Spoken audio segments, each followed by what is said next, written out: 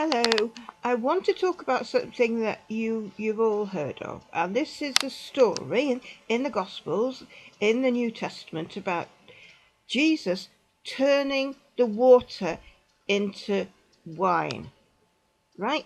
This happened at a wedding, at a Jewish wedding. Of course, wine had already been provided, but it all been used up, everybody drunk it. And as it is, what, have we not got any more? No more wine. People are complaining. They're kvetching. Why aren't we? We want some more wine, right? So Jesus provides wine for them by turning water that was in a barrel into wine. He turned water into wine so everybody could get shickered, so everybody could get pissed. Because that's what we're talking about. That's what we're talking about. There had been wine provided at the wedding, as it is, but often with Jewish weddings. I remember as a child going to weddings, and the family gives so much money to the bar, and they said only spend so much money, and then what they say to the guests, free drinks, and everybody's drinking, and then about 11:30 at night, what tends to do is that the bar half closes, because it's doing is making it known to everybody, like, you can't have any more free drinks, the money's been spent, the family have only got so much money, and if you want another drink, you've got to pay for it yourself, right? So this is the kind of situation here. They've provided wine for the guests. But you're thinking to yourself, well, Jesus, he's a nice man. He wants them to have more wine, and it's a wedding, and it depends on your attitude towards drinking. It depends on your attitude towards drinking and how much a person should be consuming. Because this family would have known how much wine should be provided at a wedding, because they would have people involved with planning the wedding, and the amount of wine provided at every wedding would probably be the same. People will say you need so much wine for so many guests, right? So everybody would know how much wine you should provide. So it's not a case of being short, they would know. And the second thing is, what strikes me about this incident is, to me, it does not make me think of God.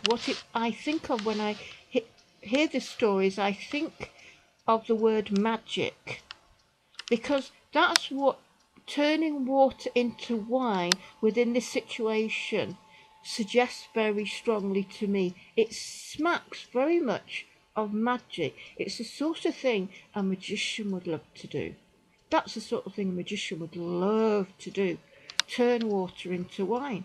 And they possibly could do it. There might well be magicians out there who could do it. I don't know how they do it, but they possibly could do it. And this does not speak to me of any aspect of the divine nature of God, because I am testing this so-called miracle of Jesus that's supposed to be divine, a sign of his divinity, a sign of him being God, a sign of him being the Son of God, with 3 miracles in the Bible that God did, right? Because in order to test the New Testament and the credibility of it and the validity of it, you have to always go back to the root of Christianity, which you claim is Judaism.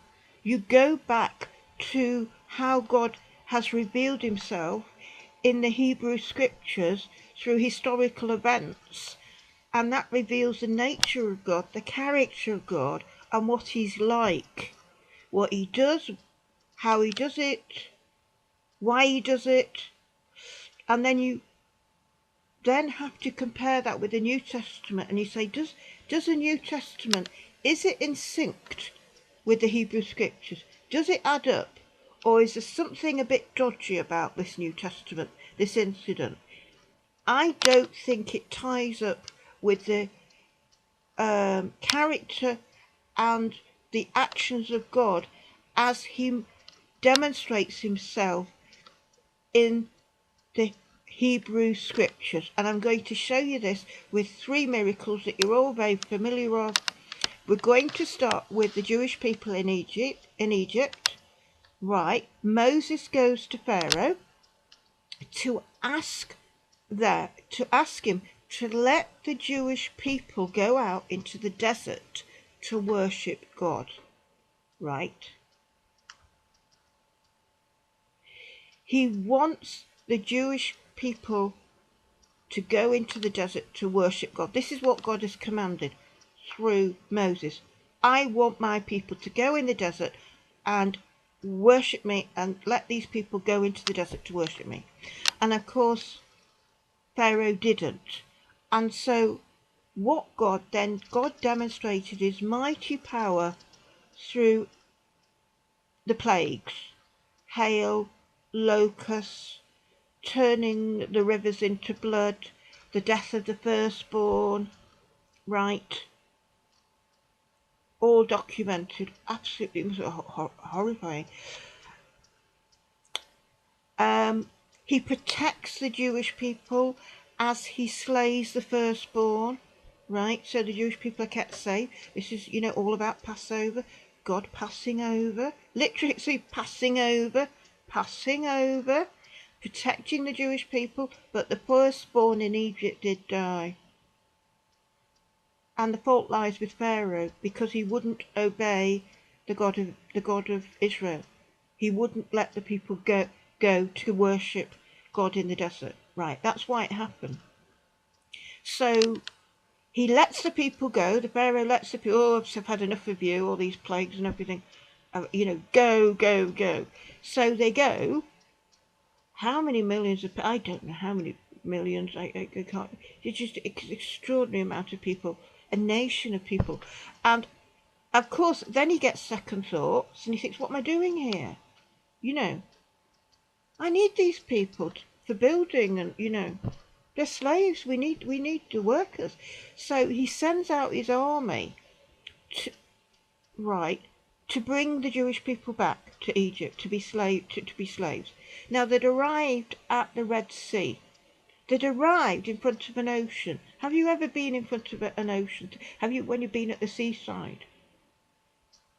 I'm just thinking in the United Kingdom when the tide's in. I'm trying to remember. Yeah.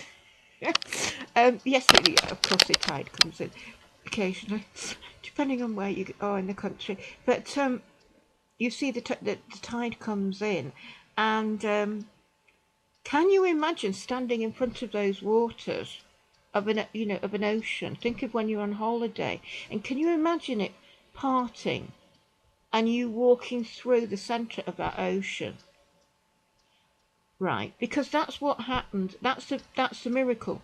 That is an incredible miracle. God parted the Red Sea. So Jewish people went through the parted Red Sea and closed behind them, and then it swallowed up the army. So this is very sad for the army. It's nothing to be rejoicing about, all these dead men with families and everything. It's nothing to rejoice about. But this is because this was Pharaoh's instructions. He sent them out, and unfortunately all these men, and the horses as well, innocent animals, having to die. Right? But you see, God had already demonstrated his mighty power and sovereign power to Pharaoh. He knew it.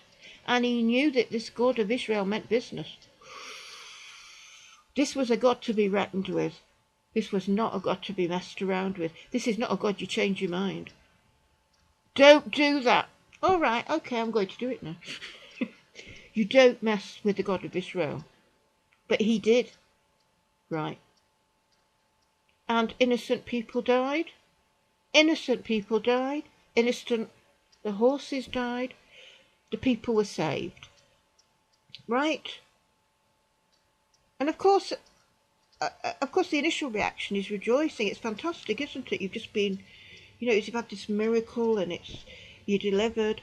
But then people, kvetching, they're used to getting meals at certain times. You might be a slave, but you do know when you're going to get your food. They are being fed and watered. And here, again, God demonstrates a miracle by providing water in the desert. He provides food in the desert, manna in the desert, and also livestock, sending the livestock, chickens and things. And so they've got meat. Now, they had manna in the desert for 40 years. Right. Now, these stories, you know them all. These are the miracles of God. This is the miraculous. And this is a miracle being performed by God for very, very serious reasons. And you have to compare those reasons that God is displaying his mighty power with the reasons that are given for this so-called miracle of Jesus turning water into wine at a wedding. You can't compare them. I mean, these miracles in the Hebrew scriptures are about God authorizing his full authority that his people, a whole nation, be allowed to go and worship him, right? And he parts an ocean to deliver them. A whole ocean is split in two to save them, which they walk through. And then he's providing water and food for 40 years in the desert. Can you believe that? For 40 years he's providing them with food and water in the desert, and their clothes do not wear out. And this will include their shoes as well. This is the miraculous, isn't it? How can you compare something like that? God demonstrating his power for a nation of people. A nation. Millions of people. I don't know how many. And this incident of Jesus being at a wedding. How many people would there be there? 200 people? I don't know, 150? And he's turning water into wine. You can't compare that.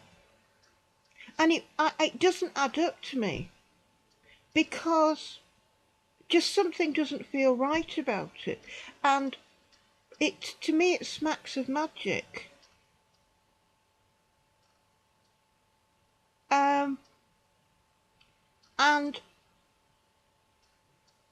And so I don't accept this as being an act of God, if you want to call it the better word. I think it's a form of magic, but obviously I don't know how the magic is done. But you have to ask a magician about that.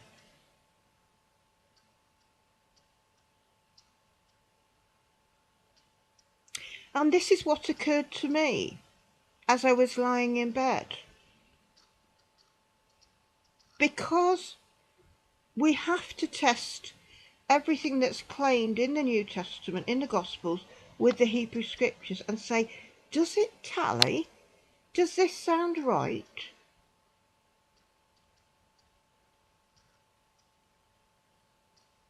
And remember what God did in the Hebrew Scriptures, what you read about, he's doing for a nation. Thousands, millions, I don't know how many people. And here you are, you've got Jesus doing something for what? I don't know, 150. How many people at a wedding, the average wedding? You don't know. There won't be more than a couple of hundred. It doesn't quite add up. There are no outside sources to support this either, which you would expect.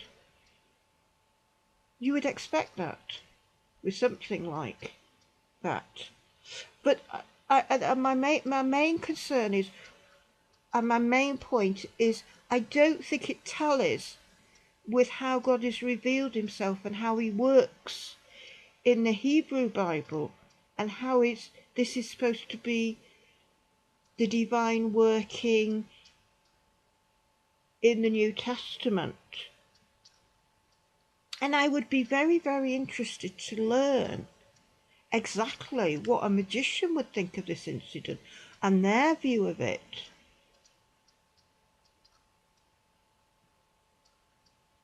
Because that is the sort of thing I could see happening on television, on a magic show. That is exactly the sort of thing you would expect to see on a magic show, isn't it? Aha, look, see, I've got this barrel full of water and now it's suddenly turning into wine. There's something slightly off with it, but this is just my opinion. Anyway, I hope you found this helpful and interesting and stimulating, and that it will get you thinking about miracles.